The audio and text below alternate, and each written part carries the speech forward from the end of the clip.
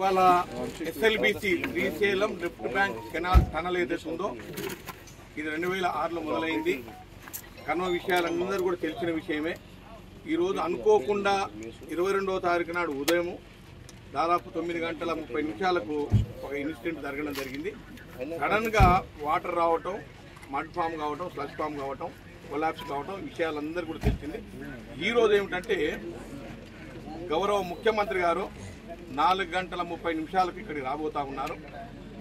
ఈ టన్నల్ను విజిట్ చేసి ఇక్కడ ఉన్నటువంటి పరిస్థితులన్నీ కూడా ఈ సంబంధిత ఎక్స్పర్ట్స్ ఎవరైతే ఉన్నారో 12 డిపార్ట్మెంట్లు, అది ఆర్మీ కానీ, నేవీ కానీ, ఎన్డీఆర్ఎఫ్ కానీ, ఎస్డీఆర్ఎఫ్ కానీ, అదేవిధంగా హైడ్రా కానీ, సింగరేణి కానీ, ఇవన్నీ కూడా national geological survey of India కానీ అందరూ ఒక 12 డిపార్ట్మెంట్ల కొలాబరేషన్తో భారతదేశంలో ఉన్న అన్ని అందరూ కూడా ఎక్స్పర్ట్లు అంతా కూడా ఇక్కడే పనిచేస్తూ ఉన్నారు.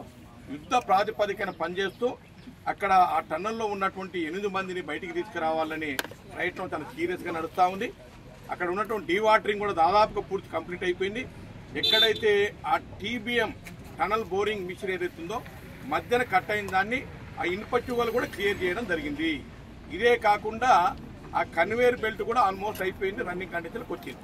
ఇక 4వ అంశం ఏమిటంటే ఆ కన్వేయర్ బెల్ట్ తోటి అదేవిధంగా లోకోమోటివ్ ఏదైతే ఆ ట్రైన్ ఉందో దాని మీద కూడా మడ్డును బయటికి తీసుకొస్తా ఉన్నారు.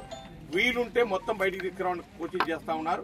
అది కాకుండా అక్కడే దాని పక్కనే వేసి దాన్ని ఏదో రకంగా క్లియర్ చేసి అక్కడ ఉన్నటువంటి బాడీలను కూడా బయటికి తీసుకురావాలనే ఆలోచన మొన్న సాయంత్రం నుంచి స్టార్ట్ అయింది.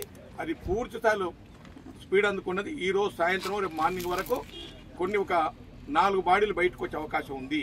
సరే, ఏది ఏమైనా గౌరవ ముఖ్యమంత్రి గారికి ఎన్ని పనులున్నప్పటికీ కూడా ఈరోజు ఖచ్చితంగా ఈ టన్నల్ విజిట్ చేయాలి అని చెప్పేసి గౌరవ ముఖ్యమంత్రి గారు రాబోతా ఉన్నారు. దానికన్నా ముందు సంబంధిత మంత్రివర్యులు పెద్దలు మన ఉత్తమ్ కుమార్ రెడ్డి గారు కూడా 3:30 ప్రాంతంలో వారు కూడా హెలికాప్టర్ రాబోతా ఉన్నారు. అంటే ఈ ప్రభుత్వం ఎంత సీరియస్గా తీసుకొని యుద్ధ ప్రాతిపదికన చేపడుతుందన్నది ఇది నిదర్శనం. అదొకటైతే రెండవ అంశం ఏంటంటే ఇది డెమోక్రటిక్గా ఒక ప్రజాస్వామ్య పద్ధతిలో ఈ ప్రభుత్వం పనిచేస్తూ ఉంది. ఎందుకు ఈ మాట అంటా ఉన్నానంటే 2020 ఆగస్టు 20 నాడు ఫైర్ యాక్సిడెంట్ జరిగితే ఆనాడు ప్రతిపక్షంలో ఉన్నటువంటి ప్రతిపక్ష నేత ఇప్పుడున్న ముఖ్యమంత్రి గారు వారిని రాకుండా ఎక్కడిదక్కడే అరెస్ట్ చేయడం జరిగింది.